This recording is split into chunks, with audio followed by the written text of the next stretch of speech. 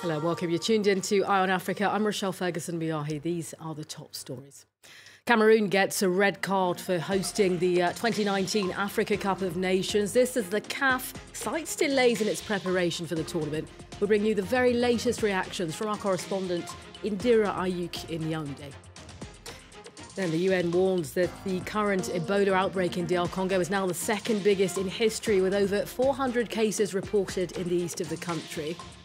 Also coming up on the programme, with World AIDS Day on December the 1st, we explore South Africa's progress in the fight against the virus. Our team on the ground reporting on those getting their antiretroviral medication directly from a kind of ATM for drugs.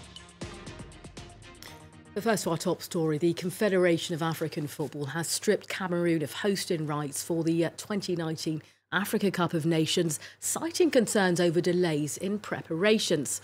Well, the 2014 competition is set to kick off next June, officials saying they must now find a host by the end of 2018. France 24's Indira Ayuk reports from Yaoundé.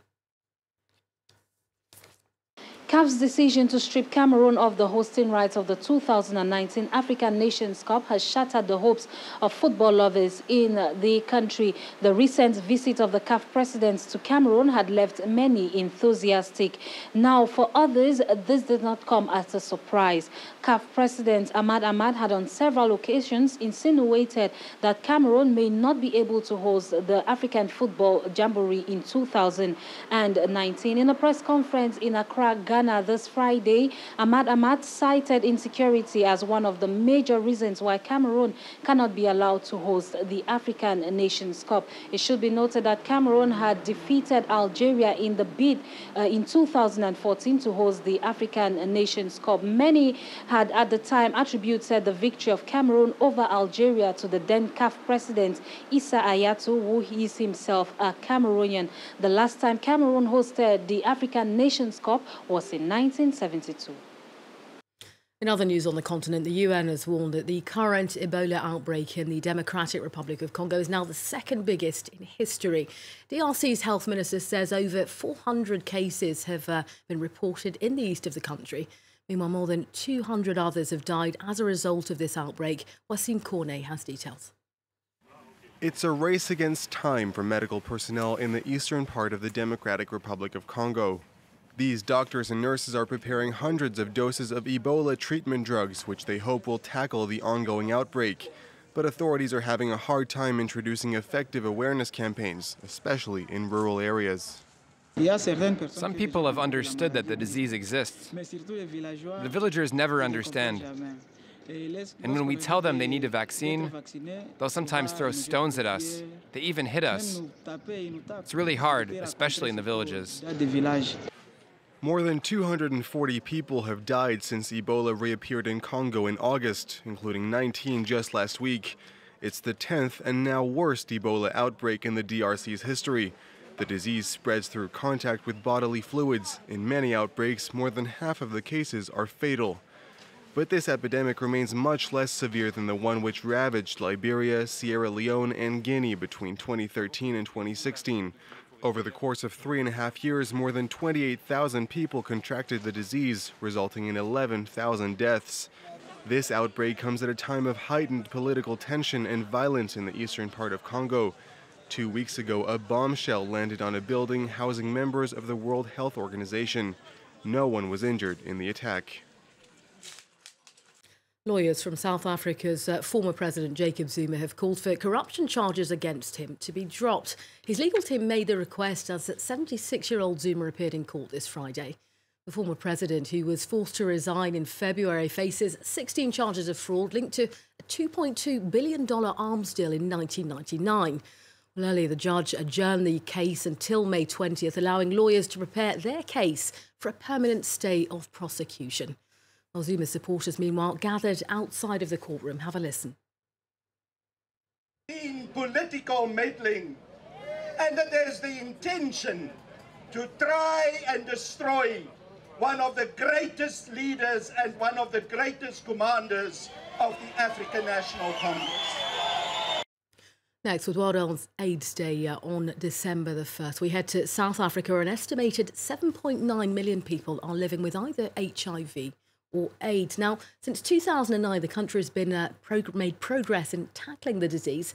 Mother-to-child transmission has fallen to 1%, and access to antiretroviral treatment is now free. Some are even getting their medication directly from a sort of ATM for drugs. Caroline Dumais and Stefan Carsten's report. At the heart of Alexandra, one of Johannesburg's poorest districts, you'll find ATMs like none you've seen before. These machines don't dispense cash, but medication. Here, 80% of the machine users are HIV positive. They come every month to pick up their antiretrovirals. Josephine explains how she now avoids queuing, as going to the clinic meant waiting for hours on end to be served. So this place is very good because you just came anytime and you get your medication, 2 minutes or 5 minutes, you go out. So it's a good idea. And if Josephine needs to ask a question, the device lets her speak to an online pharmacist who is based in a national call center. It's a feat of technology and logistics that can handle 100,000 prescriptions a month.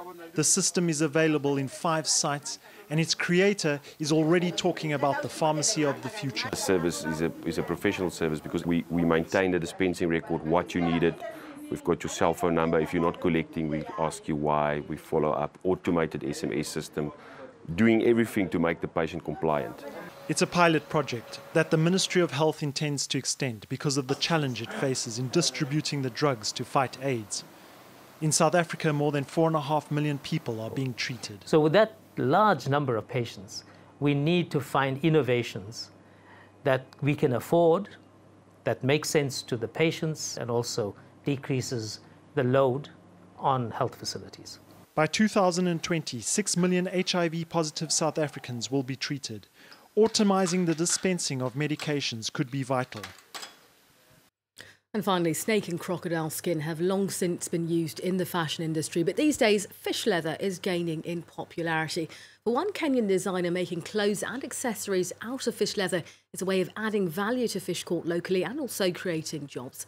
As you'll see in this next report, his designs aren't only unique, they're also very durable. France 24's Lauren Versticker reports. In this factory in northern Kenya, fish meat is processed, filleted, and shipped to markets and restaurants. But where other producers usually throw the skin away, here it's washed, scraped, and drained before being transformed into leather. A zero-waste policy that could also yield significant economic benefits for local populations. Fish leather is it's considered exotic leather. It's like reptile leather, and you know the reptiles are endangered. We have crocodile leather or snake leather, which is endangered. But fish leather, it's a good alternative to that. We have shoes, we have jackets, belts, handbags, purses. The list is quite big. The project has flourished thanks in large part to the characteristics of the Nile perch, a very large fish with strong yet light skin that makes it the ideal species to produce leather. The fabric is then dyed and used to make a variety of clothes and accessories. Kenyan designer Jamil Walji recently accepted a challenge to create outfits using a combination of fish leather and more traditional materials. The result? An aquatic-themed blue fashion show, which was held in Nairobi earlier this week. I was inspired actually to take the challenge to create garments with it, infuse our local fabric, the leso, together with the fish skin and the European materials. I wanted to bring out a combination that has never been done before. With its use of raw marine materials and its focus on sustainability, blue fashion could emerge as a viable and clean alternative to the traditional fashion industry, one of the most polluting in the world. Well, there you have it, fish leather. Your Eye on Africa team is back very shortly. Up next, though, Sharon Gaffney is here with more international headlines. Stay tuned. You're watching France 24.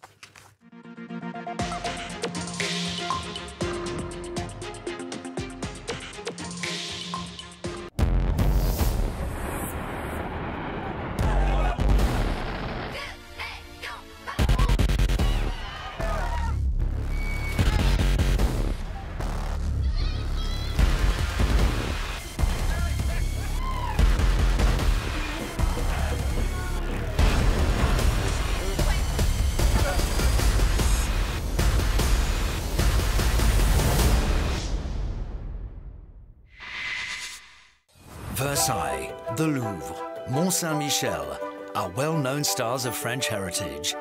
But French genius and France harbours many other hidden treasures. The arts, gastronomy, architecture, as well as nature's wonders. Come along with France 24, discover France's living heritage. From young apprentices to accomplished craftsmen and farmers, to Michelin star sporting chefs. Meet these people whose passion for their professions preserve and drive French heritage. You are here on France 24 and France24.com.